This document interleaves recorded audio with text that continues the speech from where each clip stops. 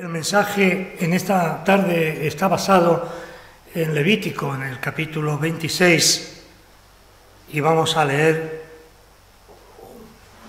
desde el versículo 40 al 42. Dice así el Señor: y confesarán su iniquidad y la iniquidad de sus padres por su prevaricación con que prevaricaron contra mí, y también porque anduvieron conmigo en oposición, yo también habré andado en contra de ellos, y les habré hecho entrar en la tierra de sus enemigos, y entonces se humillará su corazón incircunciso, y reconocerán su pecado.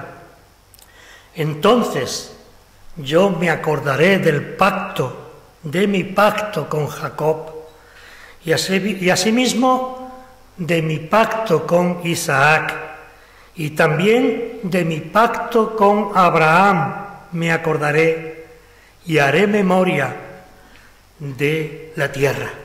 Palabra de Dios.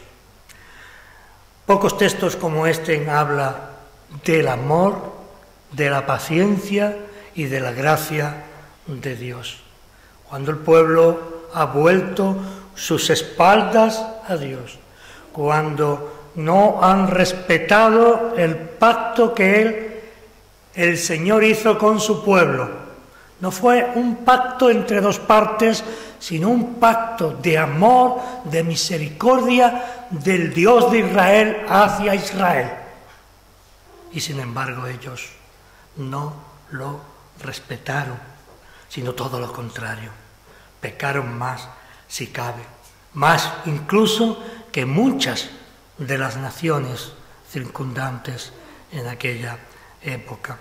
Nosotros vamos a hablar aquí de algo importante del evangelismo de nuestros días, porque cuando la palabra de Dios no se predica como está escrita, y no solamente como está escrita, sino con el espíritu con el cual está escrita, llevando el mensaje a la verdad, guste o no guste. Yo sé que es difícil para muchos pastores y evangelistas principalmente predicar de una manera tan radical el Evangelio del Señor. Pero si no se hace así, no llevas mensaje, no das soluciones ni al pueblo que te pueda escuchar, a la gente, y mucho menos a la iglesia, sino que caemos en una situación de autoengaño. El Señor, aquí encontramos cómo el Señor se olvida de su pueblo, de su pacto, y cómo el Señor también. Entonces, cuando el pueblo se arrepienta, Él dice que se acordará del pacto que hizo con ellos. Y también no solamente con ellos, sino que lo hizo por amor de sus siervos, con Isaac, con Jacob, con Abraham, con estos patriarcas, por amor de ellos, porque les prometió que desde su descendencia serían el pueblo de Dios. A pesar de las situaciones, de los pecados, de las huidas hacia el mundo de su pueblo, Él renueva después de qué? Después del arrepentimiento, que de eso vamos a hablar. Entonces yo me acordaré de mi pacto y asimismo de mi pacto con Isaac, con Abraham, y Jacob, y haré memoria de la tierra. Por eso encontramos un evangelismo o unas predicaciones que no se ajustan a estas verdades. Se trata de que la gente salga satisfecha, contenta, alegre de la capilla. ¡Ay, cuánto gozo he tenido esta tarde! Pero es como si dijera, ¡ay, cuán bien lo he pasado! ¡Cuánto he gozado! ¿Verdad? Hay una confusión. El Evangelio hay algo que no gusta. El día que guste dejará de ser Evangelio. El Evangelio es para hablarme a mí, a mi corazón y a mi vida, y a ti. No estamos aquí para humanamente salir satisfechos, sino que nuestro espíritu se goce en el Señor a través de la acción que la palabra tiene siempre en la vida del creyente. Hoy encontramos que muchos creyentes solucionaron su vida con hacer una declaración personal en un momento determinado. El predicador o el pastor le dijo, tú aceptas a Jesús como tu Salvador personal y eterno, que levante la mano los que le acepten. Y entonces una serie de personas levantan la mano y ya han solucionado su vida. ¿Es esto correcto? No. En mayúscula, no lo es. Es una verdad a media, que es peor que una mentira. La fe salvadora personal, que nos enseña las Escrituras, involucra algo más que el mero conocimiento. Aquellas personas que sin más han aceptado, que puede ser una cosa honesta, sincera, han aceptado al Señor porque llevan un tiempo escuchando el Evangelio. Es cierto, no están mintiendo, y en un momento se le ha invitado y esa persona se ha levantado. Yo no digo que todos los que se levantan no sean salvos. El Señor en su misericordia, en su gracia, puede hacer de eso el vehículo de su gracia, pero la verdad es que ni el conocimiento que esa persona puede tener le ayuda en nada. Involucra mucho más que el mero conocimiento. Involucra mucho más que una aceptación pública de Jesús. Hay muchas veces, no en todas, pero hay muchas veces expresiones que son sentimentales, incluso hay llanto, incluso hay hiperespiritualidad. Puede ser y debería ser también la expresión o las expresiones del convertido, porque muchos convertidos ni tan siquiera sienten nada y son hijos de Dios. Lo hemos contrastado, hemos vivido con esos hermanos, sabemos que son nuestros hermanos, pero no hay nada en su vida, en su manifestación como seres humanos que se pueda delatar, ¿verdad? Pero no siempre es así. No siempre es así. Por eso podemos preguntarnos en esta tarde, ¿es suficiente la decisión? Porque está por un lado la declaración que hemos dicho antes y por otro lado la decisión. Yo he decidido seguir a Cristo, dice uno de nuestros cánticos. Pero deberíamos agregar, yo he decidido ir a Cristo porque Cristo ya ha decidido por mí mucho antes. Sería lo correcto.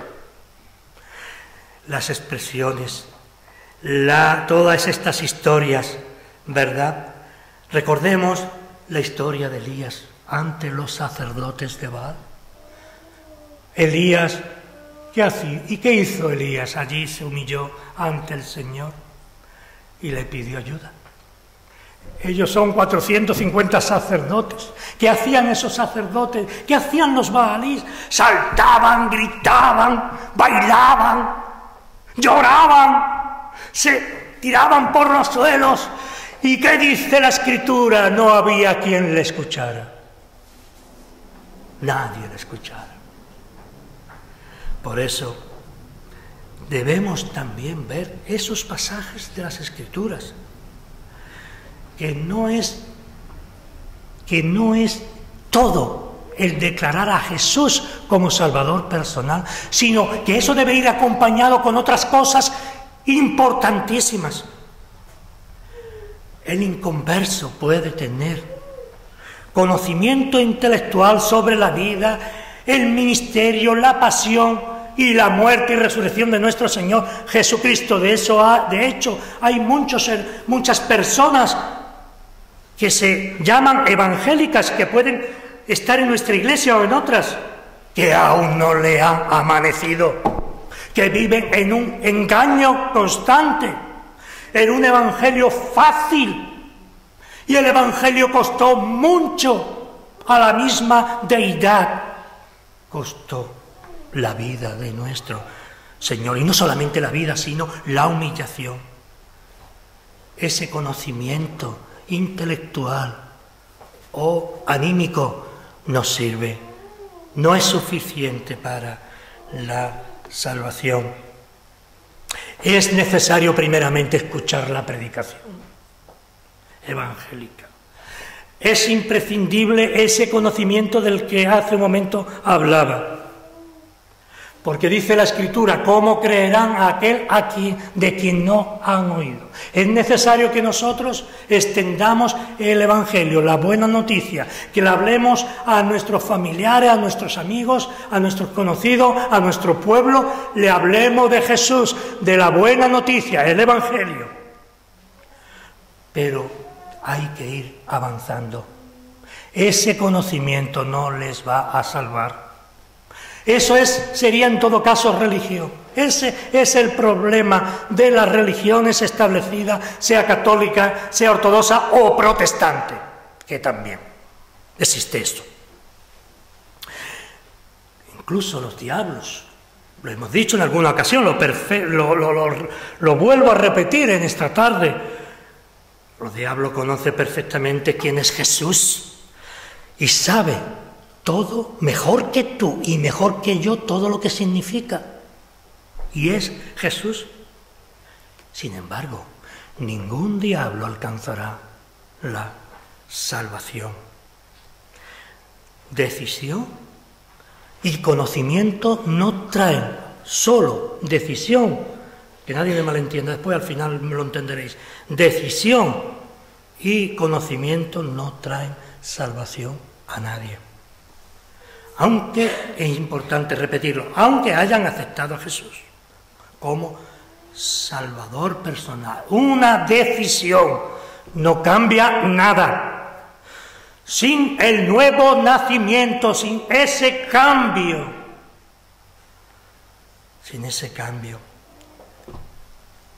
la conversión que se dice por ahí, que no es vivida, que no es obra del Espíritu Santo, no le salvará a nadie.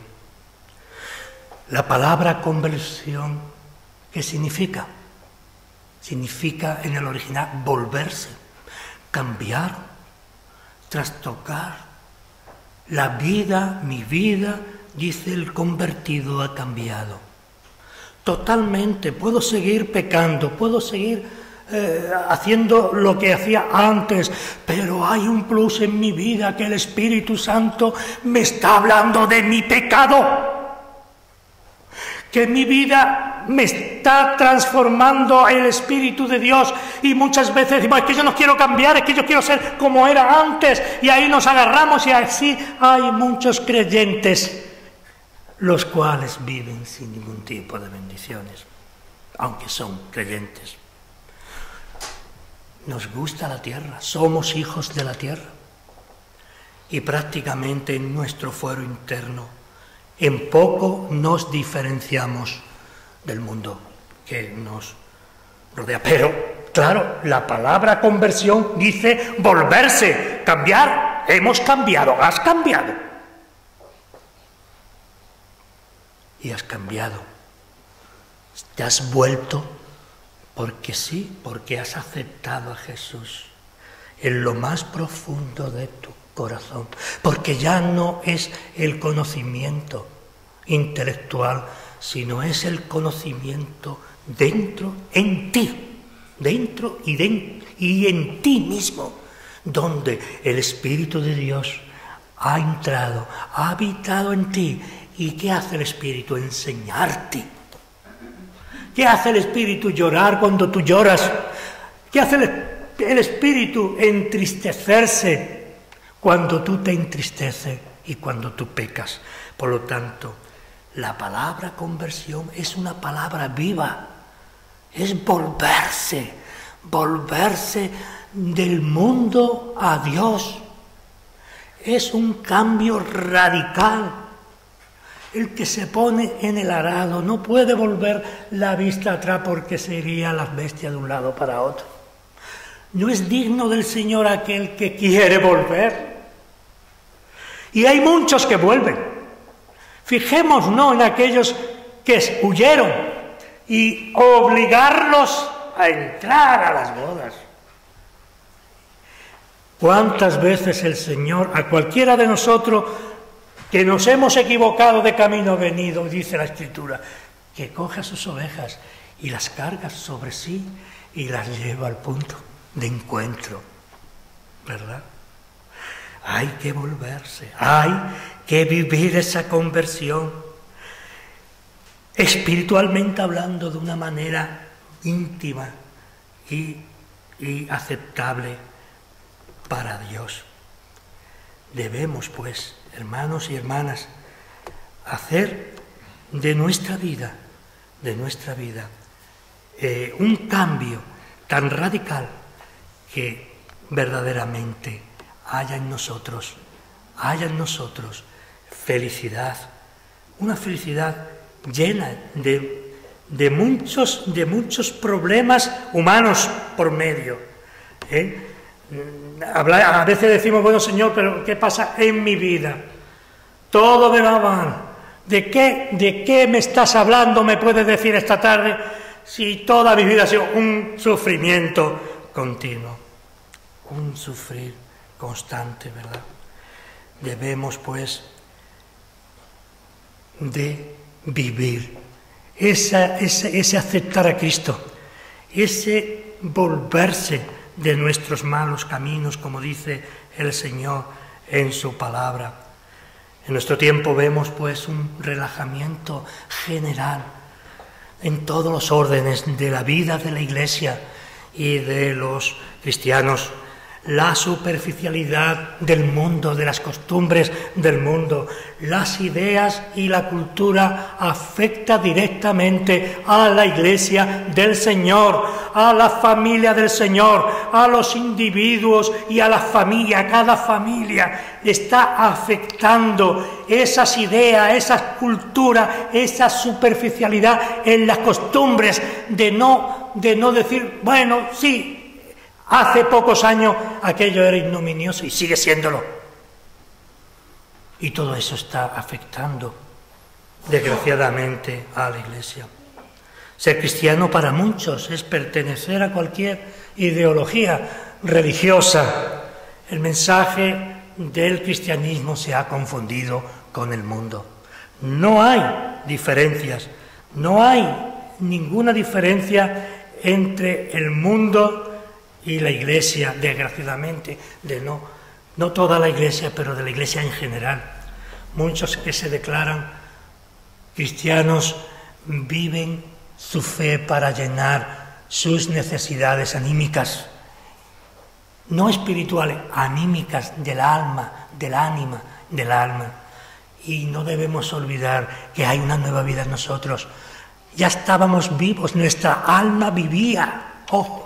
No quiero hacer diferencia entre alma y espíritu, pero esa parte humana del alma, que quiere decir ánima es vida en latín, ánima es vida, de esa vida, esa parte es la parte que se ve, que son sentimientos que no se ven, pero que está ahí también. No es el espíritu, esa parte del espíritu estaba muerta, pero Dios le ha dado vida. Esa parte del alma que llamamos espíritu estaba muerta y Dios le ha dado vida. Por lo tanto, somos algo más, algo más. Hay un plus en nosotros, ¿verdad? Por eso, nosotros no estamos aquí para sentirnos bien ni mal. Estamos para llenar nuestro espíritu con la palabra de Dios. La religión, nuestra fe, no es un referente moral para vivir, que también. no es muy popular este mensaje del Evangelio, del puro Evangelio. Hay, a nivel general, una predicación light, es decir, una predicación que ayude a superar los problemas personales o los conflictos personales de las personas. La Iglesia está tomando el lugar de la psicología y, de hecho, muchas veces se habla de una psicología que ni tan siquiera es cristiana, ¿verdad? Y hoy en día hay muchos cristianos que van más a psicólogos que a su propia Iglesia. No está mal, yo no critico eso, pero es una cuestión de prioridades, ¿verdad? Por eso, el desarrollo que ha habido en los últimos 20 años de la psicología dentro del mundo cristiano. Vivimos en una sociedad que necesitan psicólogos, como necesitan psiquiatras, como se necesitan médicos. Ahí yo no quiero entrar, solamente hablo de esa verdad, de ese desarrollo apabullante en pocos años. Por eso defendemos ahora y hoy especialmente que la pastoral de la psicología tiene que ocupar un lugar importante dentro de la Iglesia. Se está haciendo imprescindible, porque nuestros problemas ya no son problemas como hace 30 años. Hay problemas de todo tipo que hay que ayudar. De ahí que tanto Mariano y yo, de que estamos aquí antes, mucho antes, asistíamos a todas las conferencias de la Alianza Evangélica en este sentido, con casi todas. No hablo de esta disciplina en plan negativo, ni mucho menos. Hablo de la psicología del mundo, ¿no? Pero, desgraciadamente, para muchas personas, el psicólogo es una necesidad. ¿No es contradictorio esto con intentar conocer nuestra relación con Cristo? A veces hay que profundizar en el alma de la persona. ¿Y qué está pasando en esa persona? Lo principal para nosotros es vivir, es hacer viva esa conversión, agarrarnos a Cristo, ¿verdad? Porque la palabra de Dios, ahí encontramos nosotros todas las respuestas. No necesitamos nada más que ir al Señor a través de la oración, a través de asistir a la iglesia, ¿verdad? Si ha habido un cambio real en nuestras vidas, se tuvo que de alguna manera cambiar nuestras prioridades. Si no es así, si todavía no es así, si no hemos sentido eso, debemos volver al primer amor. El Señor ya se lo dice a la iglesia de Éfeso. Eres una persona o una iglesia que haces esto, que te preocupas por esto de predicar la palabra de Dios, de esto. Eres una iglesia viva, pero algo tengo contra ti, que has dejado tu primer amor. Escribe el ángel de la iglesia en Éfeso, dice la palabra, el que tiene las 7 estrellas en su diestra, el que anda en medio de los 7 candeleros, dice esto en el libro de Apocalipsis, capítulo 2, versículo del 1 al 5. Yo conozco tus obras y tu arduo trabajo y paciencia, y que no puedes soportar a los malos. Y has probado a los que dicen ser apóstoles y no lo son, y los has hallado mentirosos. Y has sufrido, y has tenido paciencia, y has trabajado arduamente por amor de mi nombre, y no has desmayado. Pero algo tengo en contra de ti, que has dejado tu primer amor. Son palabras a una iglesia, son palabras a la iglesia de aquí, de Churriana, concretamente. No vamos a mentar otras. Son palabras a cada uno de los individuos que vivimos la fe en esta iglesia, los que están aquí y mucho más de los que no están. Son personas que la hemos visto en toda su vida, cómo han luchado, cómo han trabajado por la iglesia. Han sido en momentos como un referente para nosotros. Pero incluso a estas personas como a esta iglesia, el Señor también en esta tarde tiene algo que decirnos a través de su palabra. Pero algo tengo contra ti, que has dejado tu primer amor. ¿Es eso en ti y en mí una verdad? ¿O simplemente es una verdad para los demás? Vuelvo a repetir lo del principio. Nada nos vale esa profesión de fe que hicimos si no la vivimos. De nada vale esa conversión si no nos hemos vuelto nuestros ojos a Dios y vamos dejando el mundo poco a poco. No nos ha puesto en un lugar santísimo, no nos ha puesto en el mundo para ser faro y luz entre las tinieblas de este mundo. Por eso continúa el Señor diciendo: recuerda por tanto hasta dónde, de dónde has caído, dice el Señor, y arrepiéntete. Esa es la palabra clave. Hemos llegado a la palabra clave. Y arrepiéntete. No hay conversión si no hay arrepentimiento. No hay declaración de aceptar a Jesucristo como Salvador personal y eterno si no hay arrepentimiento. La predicación evangelística es aquella que se le dice a la gente: arrepiéntete y acepta al Señor Jesús como tu Salvador personal y eterno. Arrepiéntete. No hay aceptación veraz, auténtica, sin el arrepentimiento. Pero arrepiéntete. Mira dónde has caído. Arrepiéntete y haz las primeras obras, dice el Señor.